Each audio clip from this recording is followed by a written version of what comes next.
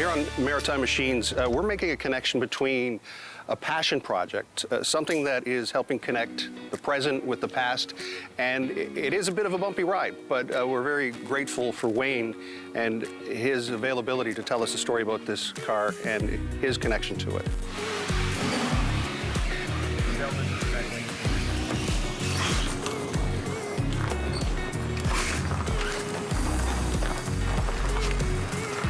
Anywhere there, I like that. That's it. More people power.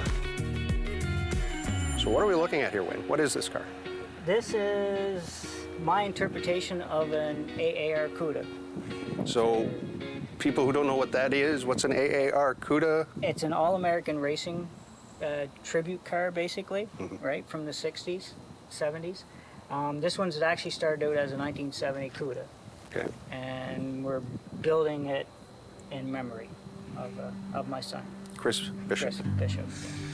And I know it's difficult to talk about, but this car is a continuation of a passion and love for vehicles. Tell me about Chris. Chris was 19. He, graduated high school. He didn't know what he wanted to do, so he started working with me. And wanted to build a car, and we talked about it a few times, and then COVID hit. He got down and depressed and committed suicide. It's not easy to talk about something that's as devastating and has such an impact on life. And you say this is a memory of Chris, and you're talking about mental health. Right. The whole purpose of this car is so we can talk about mental health.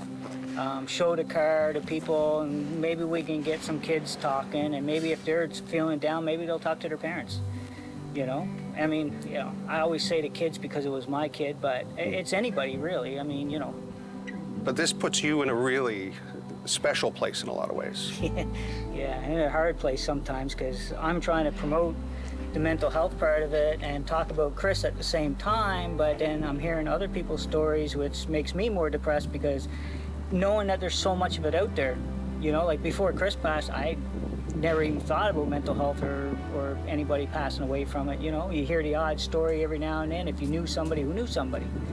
Like every weekend we take the car to a show, I hear, you know, at least 6 or 7 people that's been affected by it. How is this weighing on you, though, as someone who is in this situation by circumstance? It weighs heavy sometimes, but I know I'm doing good with it because I'm getting a lot easier to talk about it, because the first few times I couldn't even get through a half a sentence and I start crying. Right. You know, and now at least I can talk about it more. So I know it's helping me, and I'm hoping it's going to help somebody else. That's the whole purpose of doing this. So this car is more than just a vehicle. It's more than just a machine. God, yeah. Oh, yeah. The car is just here to get people over to talk to. That's the whole reason why we're building it. But I want to take it to a bigger stage. I want to take it to SEMA and a bunch of other bigger car shows in the States, right? So I can talk about this same stuff I'm talking about here at home, but on a larger scale. You know, that's my whole purpose. So all summer we've been showing the car and it's not finished. Right. And I've had people go, why are you showing the car? It's not finished. I'm like, it's working. No matter if it's finished or not, it's still doing what I want it to do, to get people over so we can talk about mental health. It doesn't matter if it's painted or it's not painted. It doesn't matter. People still come over to look at it. Why are you guys doing this? Well, I got a story for you. You know?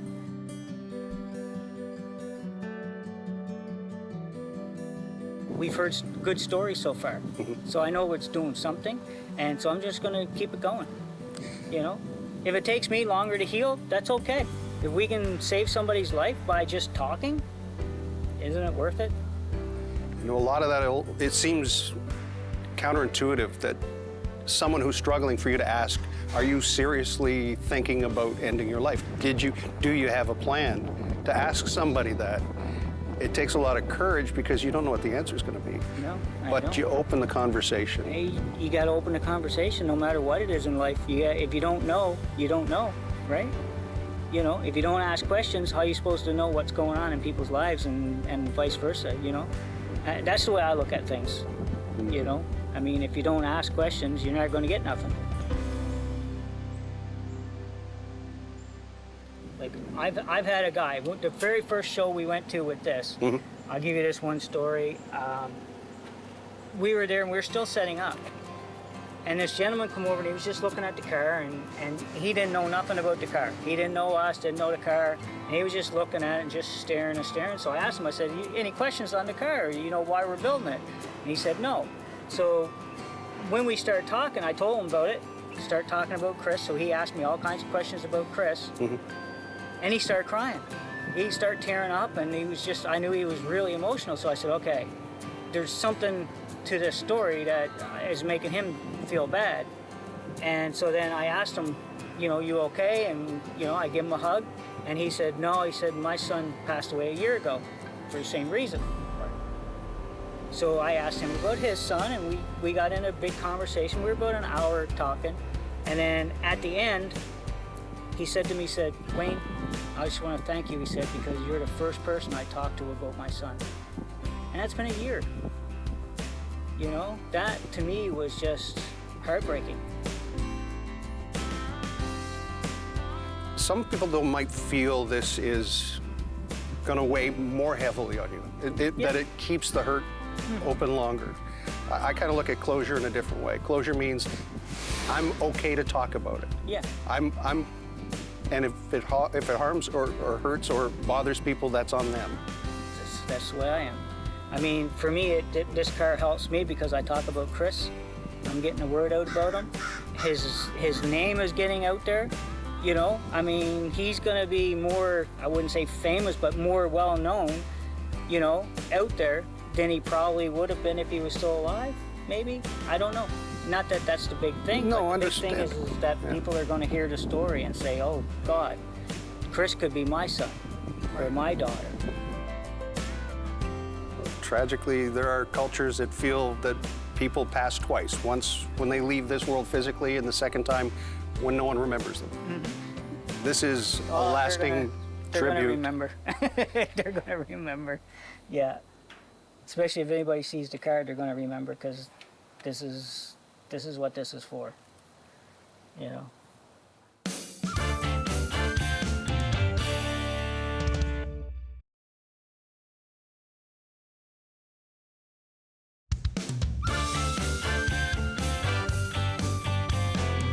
Kind of walk me through what the vision is now that this is the base, this is the platform, this is where and it's a pretty looking base. Obviously, that engine, that's going to be something else once this is finished. Yeah. Well, the engine's out of a 2020 Charger. It's a 6.4 liter Scat Pack. So the Scat Pack is a little bit as a performance mod in the 2020 Charger, and so the engine's a little more horsepower than a regular Charger. Red key. No, not that much. It's not a Hellcat or anything like that. Right. But it's the next one to it type thing. Gotcha. You know, like it's not your bottom of the line, it's not your top, but it's sort of in between there. Which we didn't. I've had a lot of people ask me about the Hellcat motor put in it because it's faster and it's more power and it's all this. And I'm like, for what we're building it for, to talk about mental health and to get people looking at it, it's not going to matter if it has a Hellcat or a red eye or anything in it. You know what I mean? It's the whole car itself. It's not just the one thing that we're looking at. Right? That's the story. How many hours does it take to complete a project like this? Even to budget for the amount of time it's going to take? You can't budget for this. We're probably over 1,000 hours into it already, and we're not even quarter the way done yet. So we'll probably be close to 3,000 to 4,000 hours. What's the goal? How long is it going to take? And not to push you, not to push away. I'm hoping 2 more years. Okay. I was thinking 3-year project, and another 2 years we can take it to SEMA. That's my goal. Is take it to SEMA. Is the first show ever for the car will be SEMA when it's finished.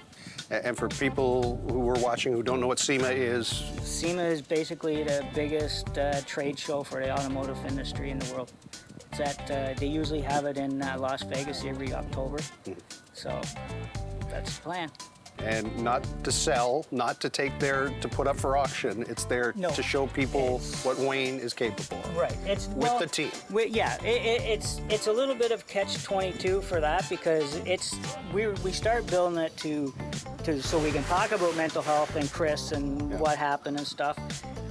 But now it's sort of taken its own little toll where people are looking at it going, oh my God, you guys can do that stuff here at your shop? It's like, yeah, we can. But I always wanted to build one like this. So when Caitlin said, Dad, we got to build a car for Chris, I said, I know the way I'm going. I'm building it the way I always wanted to build one. Caitlin's your daughter? Caitlin's my daughter. And she helped with the paint to come up with the color? She helped with the paint color. She's been ordering the parts. We've been going through every little piece that we decide we're going to do with the car. Me and her make a decision. We vote on it, basically, right? You know, usually I win out.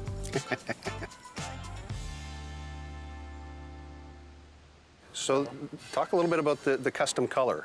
Well, the custom color, I mean, Dodge had a purple. They called it Plum Crazy. Plum Crazy, yep. Right? Yep. And Chris liked purples and pinks and all that type of stuff. And Caitlin actually said that she wanted to do it pink, right? The Panther pink that Dodge had.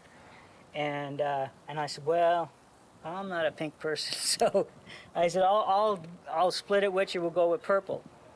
So then I said, well, you know what? I really like this color that I painted another vehicle, but it was just a little too on the red side. So we took that color and just modified it so that we made a purple ourselves. So this is an actual color that we made ourselves, and we call it Twisted Grape. Twisted Grape, I like it. Yeah, I was like, you know what? It's going on at Dodge. We should put our own fitting name to it. You know, Twisted Grape. So in the shade it looks black. In the sun it has purple. Right. And if you look at a grape, it has some black and purples, you know what I mean? So that's why we did this color. So custom front end? Complete custom frame, front to back. Right. It's a full chassis now, right? It's Chris Alton's Chassis Works. And what we did was we bought all the pieces and built it ourselves. Okay. Instead of having it built by him. Right? Because we wanted to make sure we get everything in the spots that we wanted it for the engine, the transmission, and the rear end. Right. And so that's the way we did it. Chopped rear end?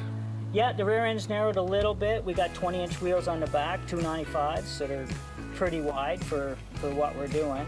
And we got 18-inch wheels on the front. With the full frame, we got coilovers front and rear. They're fully adjustable, right? Right. So. And obviously, modern braking system. Yes, we have six piston wheel woods in the front with 14-inch rotors, and in the back we haven't got them bought yet, but I am going with the big 14-inch rotors also in the back. Right. You know, it'll fill in that wheel a little better because of the 20-inch wheel. It'll look a lot better. So between the engine and the rear end, what are you running for transmission? It's a 8-speed automatic, Okay. right? But it's all electronic. So when we're done, it'll have paddle shifters and everything. So it'll be more modern. Down in the back here in the corners, right, I'm gonna put a pocket. And we're gonna have the battery and stuff here. On this side, we'll do like a roadside safety kit and a bunch of little tooling and stuff, right? Right. You know, and then everything will be all paneled leather. Floors will be all carpeted, you know, just to make it look a little richer, right? And you'll pull the exhaust straight out to the back? The exhaust is going to come out, but it's not going right through the back. I want to sort of hide it, so all of this will be panel right to here. That's all going to be a panel with louvers in it. And then this will come out right in the corners. Right Okay, here. yep. And so you won't see it from behind, But you'll hear it. but you'll hear it. And how do you envision the interior? What's that going to look like once it's finished? My plan for the interior is to have it look semi-stock. So it'll have the stock door panels, but we're going to leather them.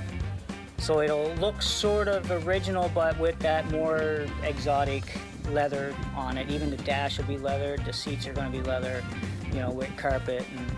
And the seats are going to be a little bit more bolstered because this car will handle a lot better than the original. Yeah. So if we ever want to take it to a timing event or a track day, once it's done, to get the word out to different crowd of people, you know, we can do it with this car.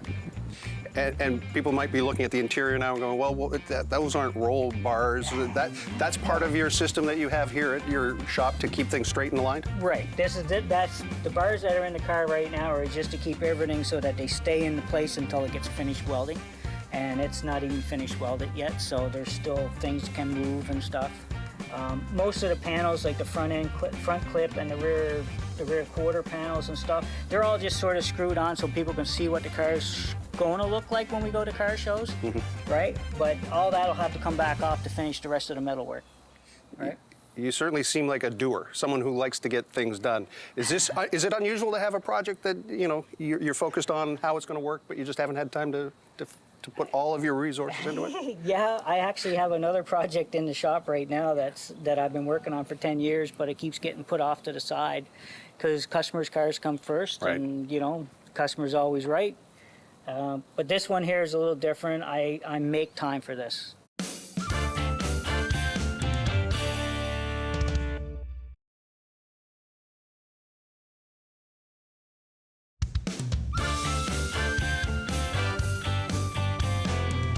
So Wayne, how long have you been in this shop? 5 years this year. We should take a walk in since we can't take a drive. No, we can't take a drive, sorry. No, you can invite us back later. We'll talk about that. Oh yeah, for sure. We'll talk about that. Yeah, so for sure. We'll go around this has been your shop for the last 5-6 years? Yep. Tell me a little bit, how did you get interested in cars? Where did that passion come from? Well, my dad was a body guy and a mechanic for years, so I got into it back then, and I did the collision industry for 30 years and did a little bit of antique cars at home for friends and family and stuff, and then decided that I liked that a lot more than the collision, so 5 years ago I started my own shop. There's only one other car here that's mine, but it's an ongoing project, so. That was the one you were talking about out here, that you started about 10 years ago, you and your son. Yes, me and Chris started about 10 years ago, so that's on the way up. Well, maybe we should just take a look at that. Little noiser over here, but... Yeah, we're in the shop now. So what is this? What are we looking at? This is a 1930 Model A. Okay. With a 32 frame, custom frame, and a 1956 first gen Hemi. So... Where'd you ever find that? I found the engine about 25 years ago, and I was like, well, one day I'm going to have a hot rod for that motor. And this is the style of hot rod that I always loved, right? So anyway, I got to the point where I was told from my life insurance that I had to give up racing, where I couldn't get no more insurance. Right. So I gave it up, sold everything, and bought the car itself. And then I started putting it together. 2 wheels. You started your motoring career on 2 wheels. Yeah, 2 wheels, yeah. So how did that happen? Bikes were cheaper. Well, it makes sense. So your first transportation, was it a bike or was it a car? I had a car first, then when I got 17, I had a car when I was 16. 17, I found the love of motorcycles. What happened was my brother went and got one, and I took it for a ride one day, and I just twisted that throttle, and it was like, oh, I like that. That's fast, right? So then that was it. I was hooked on bikes then. Right.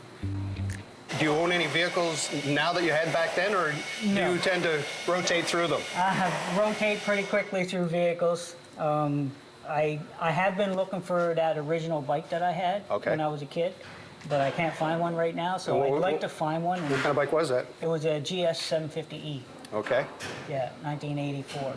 So is that a Suzuki GS? Yes. Right. Yes. And Suzuki. what was it about that bike? It was the first brand new bike I bought. Okay. It was brand new. Wow. Yeah, so I'd like to get one again and restore it and put it in my basement. And just leave it? Leave it. Yep. Awesome. I find it too dangerous to drive on the street. After all the racing at the racetrack, I get on the street now and I still have a bike because Chris had a bike and I kept it. Right. So for the last 2 summers, I've licensed it and insured it, thinking if I got down someday thinking of him, I'd just get on the bike and go for a drive because I love bikes. Yep. I did one ride last year, got cut off 3 times by cars. So I'm like, you know what? Not anymore. No. So the bike sat in the garage now for the last 2 years. So maybe next year it'll go in the basement for a while. Right. So I don't want no chrome. Everything's getting painted. Flat or shiny, yeah, depending on what we're doing. Yeah. The outside the car will be all the shiny purple. And then with the flat purple stripes with the Chris on the quarter and their family crest. And then on the AARs, the whole hood was a flat black, so we're going to do the flat purple like the side stripes. Nice. So that'll be on the hood. And then the hole underneath of the car will be the flat purple. All the exhaust is going to get wrapped in a titanium wrap. So all the suspension pieces will be all titanium also. So it's going to be some titanium and the flat purple for the hole underneath of the car. Just real clean and slick. So much about mental health and mental wellness is difficult for community to talk about. There's always this idea of stigma. But other people who say, if we're not talking about it, we never will address this epidemic. I agree. I agree. Because I've talked to people, and even in the, that do mental health, they're like, oh no, we don't like putting it out there in the paper that this one or that one passed away of suicide, because then the kids will see it and they'll think that it's normal. I'm like, well, the kids already know it's normal. They're the ones that are doing it in the high school level. Like, and it's like, well, if we don't talk about it, how can we tell them that it's not right? So I think it should be talked about more often, especially in the high school level. People are getting bullied and they're passing away. We don't hear about it unless you know somebody. That's the only time you'll hear about it, if you know somebody. Well, and who can argue you've had a lived experience. You've had this tragedy. I'm still living with it. You know what I mean? Like, it'll never go away. Yeah. I mean, this is my second year, and this summer's been harder than last summer. How so? Just thinking more of Chris now. Like he's gone. So it's like the first year you try to, forget it and keep trying to keep life going. But now it's starting to hit. The second year is worse than the first year. It really is. I know we talked a lot about the Cuda and putting that project together. This one, you think about it much? Yeah, actually, I kind of like to get going on it again. Since I put it on hold after Chris passed, it's like I have probably 95% of all the pieces to put it back together to finish it. But it just doesn't seem like I have the time. Right. Because any free time I get now, I try to work on the tribute car.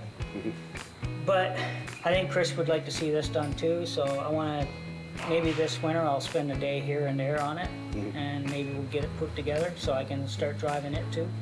The motor's all rebuilt, the transmission, got a brand new rear end in it, so, I mean, everything is new. So once I do the body work and painting, it's better of just putting it back together but, What do you think Chris would think of this car? Oh, I think he would have loved it. Yeah? Oh, yeah. It wasn't his vision. His vision was something a little different, but I told Caitlin, if we're gonna build it in his memory, I'm gonna build it so that it's over the top. I just want it to be one of a kind, a lot of one-off pieces, that type of thing. Well, I think this will be the only time this season we won't be taking a ride with someone. Yeah. So Wayne, I hope we get an invite back once the tribute car is finished, because it's an amazing testament to a life, a love, a family, a connection, and a future. Yeah. It's definitely a story. Yeah. Wayne Bishop, thank you. Thank you. Appreciate it.